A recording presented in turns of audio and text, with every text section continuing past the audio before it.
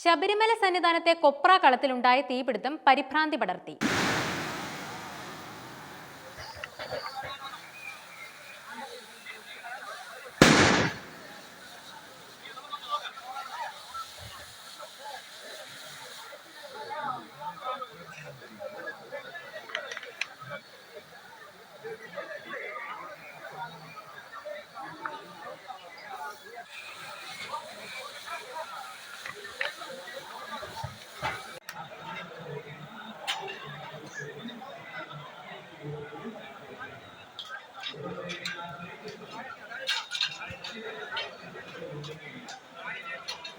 കൊപ്ര ഉണങ്ങുന്ന ഡ്രയറിൽ നിന്നും ഷെഡിന്റെ മേൽക്കൂരയ്ക്ക് തീ പിടിക്കുകയായിരുന്നു. അഗ്നിശമന സേനയും സന്നിധാനത്തെ സ്പെഷ്യൽ ഓഫീസറുമായ KR അഭിലാഷിന്റെ നേതൃത്വത്തിലുള്ള സംഘം എത്തി തീ അണച്ചു.